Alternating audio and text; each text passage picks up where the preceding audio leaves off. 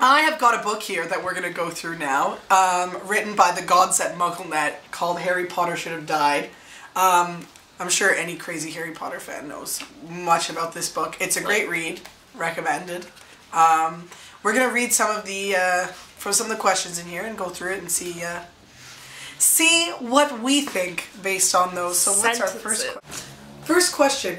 Who helps Harry more on his quest? Ron or Hermione? Are we just talking Deathly Hallows or Harry's entire life? We're talking Harry's entire life here. Okay. Hermione. I mean, the obvious answer is Hermione, in my opinion.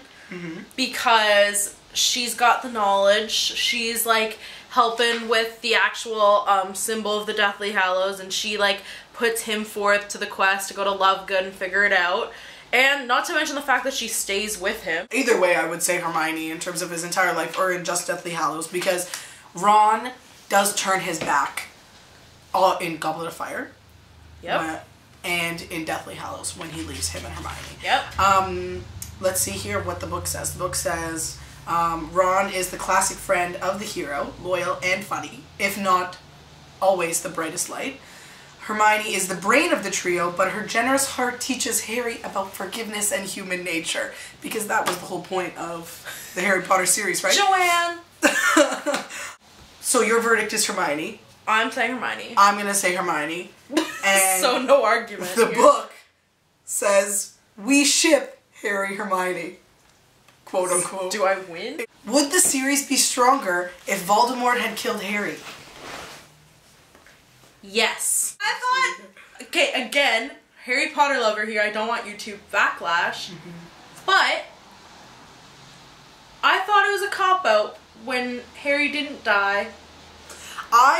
You know what, reading the entire series, I thought that Harry was gonna die at the end. I felt like it was just bound to happen. Why go through the self-sacrificing nonsense? I guess it's to get rid of the Horcrux and everything, I get that, but he should have got rid of the Horcrux in Chamber of Secrets when he got punctured by the basilisk venom, and then he should have died in Deathly Hallows, so we didn't have to worry about self-sacrificing for the Horcrux. Exactly. They say the verdict in the book is that no, the series would not be stronger if Harry had been killed, because it's so much cooler that Harry gets to live twice. Aesthetically, yes. Morally, no. Okay, I'm gonna agree to disagree on this point, because I say, you know what? I thought Harry was gonna die, but I was very happy with the fact that he lived. And I think that they played it off in an interesting way. In terms of him kind of dying. I didn't see it happening. Back to life.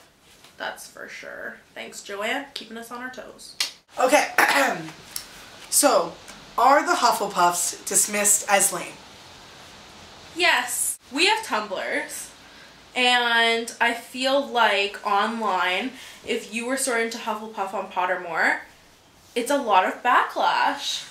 There was a lot of people disappointed. Then again, I have a friend who was sorted into Hufflepuff, and after reading J.K. Rowling's notes on, you know how she gives you the little biography of Hufflepuffs, she felt so proud about being a Hufflepuff. You are not in the shop right now, Alex.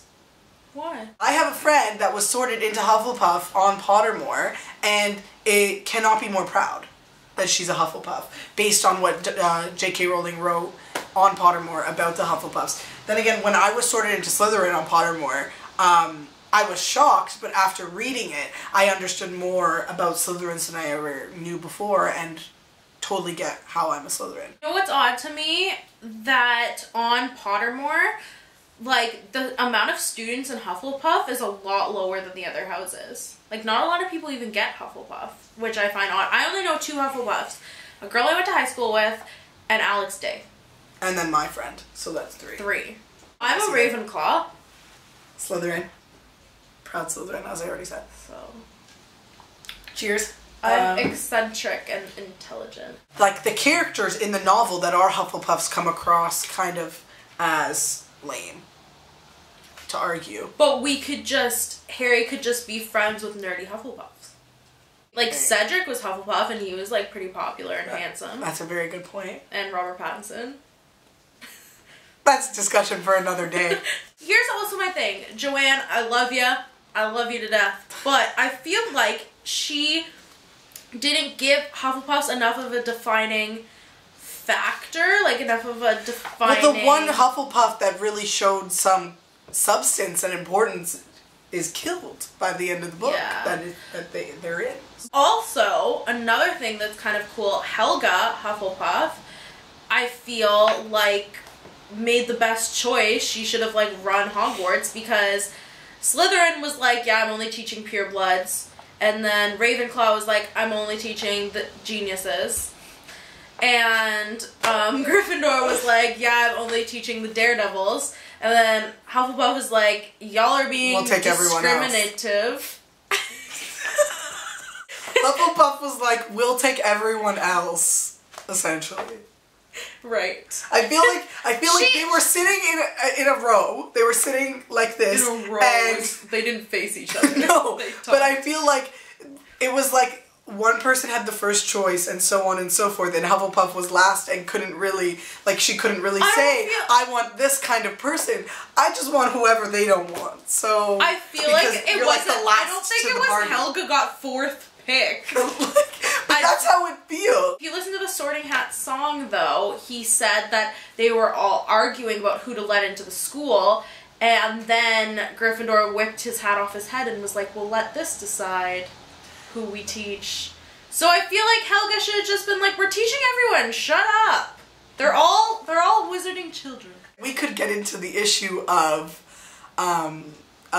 she's the only woman out of the 4 founders. Rowena Ravenclaw. That's not going into the book. Yes, it is. It's not going into the book. No. People will make fun of me for saying that. Well, I'm making fun of you for saying that. It's not weak that Ernie Macmillan's Patronus is a boar. And that... Great. A boar is a huge and wild, dangerous animal, quote unquote. So is a stag, so is a horse, so is like a wolf. Moving on with our lives. Are the Gryffindors too glorified? Yes. I agree with that statement. Speaking as a Ravenclaw and as a Slytherin, we are not Gryffindor. Why does Gryffindor get to win the House Cup every year is my question. I guess they had the most points, Laura. Here's my issue. If Ravenclaws are smart and you get points for being right in class, wouldn't Ravenclaw like dominate and win? Yeah, but Gryffindor wins Quidditch almost every year. I guess that's true. Quidditch puts in a lot of points. 150 points. Then again, Gryffindor has the Weasleys, and they would always be getting points knocked off. Well, yeah. Ravenclaw sounds like a bunch of weirdos in the thing. Like, don't get me wrong, Ravenclaws out there, I am one of you. I'm just saying, didn't you think her explanation of Ravenclaws was like, yeah, we're a bunch of oddballs sitting in a tower? And I was like, oh, I want to hear more about our brilliant minds. Like mine. The verdict in the book is no. While the focus is on Gryffindors and their courage, they are not too glorified. I'm going to disagree with that. I'm going to disagree, Mugglenet. Sorry. So that's that. Should all buy it. It's really interesting. It's a great book. This is the end of the Late Night Lowdown. And this has been Here's My Issue. Good! First video done.